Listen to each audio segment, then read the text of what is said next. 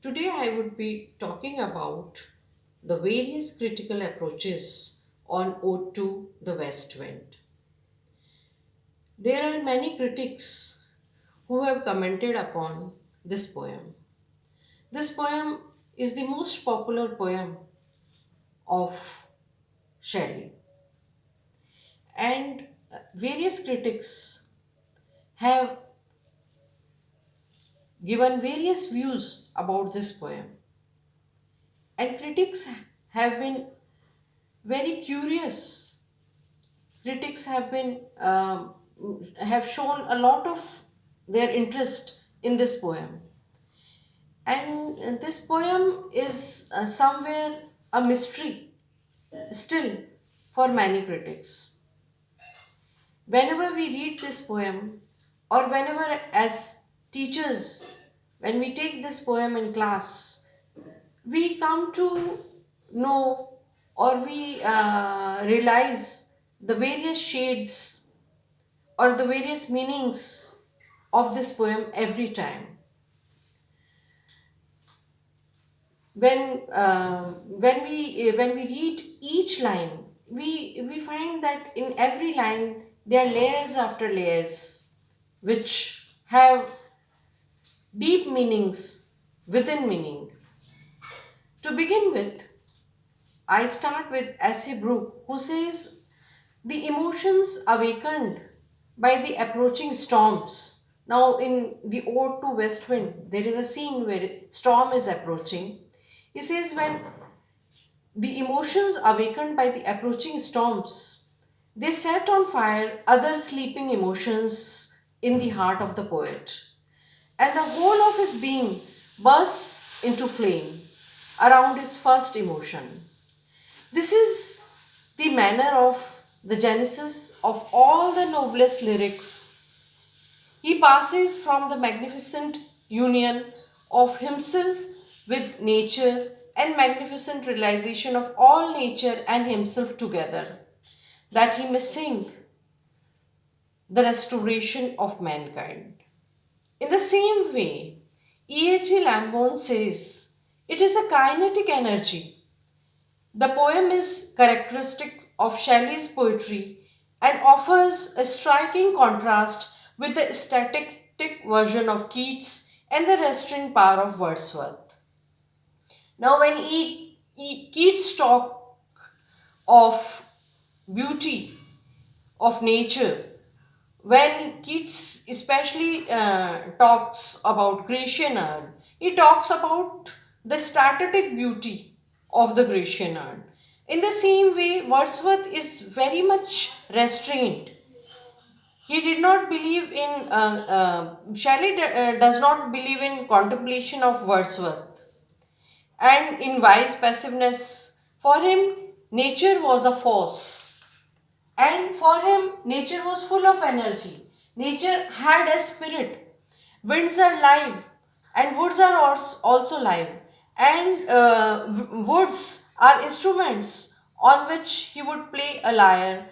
He is much nearer to the primitive mind than nature. Then the next critic is E.W. Jenans. He says the this ode is a unique ode, and the union between the poet's spirit and the forces of nature is a perfect natural thing which the poet could anticipate. The spirit of Westwind is identical with his own spirit, with the poet's spirit. It is not only a simile, but it is an interfusion of the two. Man and nature are not separate, but they are one. And then we talk of Carl Woodring. He says the way he builds up his argument, the way he builds his logic one by one is as we move, it is totally, we feel that it is uncontrollable, and the emotions themselves are uncontrollable. And then he put all these emotions which are uncontrollable, which are wild, he puts them into a rhyme scheme which is called Terza Rhyma. And the impression gives, which the impression of the poem is of that of we feel there is some erroneous impression which is described, and excess is described. Excess, when he says sleeping Mediterranean, or he somewhere means that there are a lot of emotions, there are a lot of uncontrolled emotions, but within them there is always a feeling that something is missing, and he's complaining of something. When he says sleeping Mediterranean, he means it is sleeping Italy. When he talks of all these things, when he talks of innocence being lost, he is parallelly talking of the contemporary events, the massacre of innocence, the tyranny, the in which enslaves itself and ensures its own death. And then he talks about the whole Europe which is being pummeled into lethargy. Then he talks of various countries where there is a foreign rule. So when talking of French Revolution is a very when we say that we compare the idea of the poet, or when we compare the wishes of the poet, we with the wishes of the people who were fighting for the independence of France, or they were fighting for the cause of the France. At the same point of time, there were many other countries which he was talking about. He was talking about Italy, he was talking about Tuscany, and he was talking about various foreign rules. So it was not one which we always feel that he's always talking about French Revolution. Then there is Henry S. Pancoast.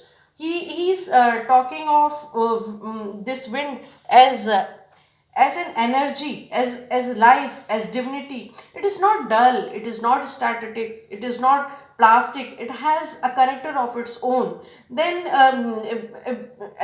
as people say that Shelley is very abstract, and Ode to West Wind is very abstract.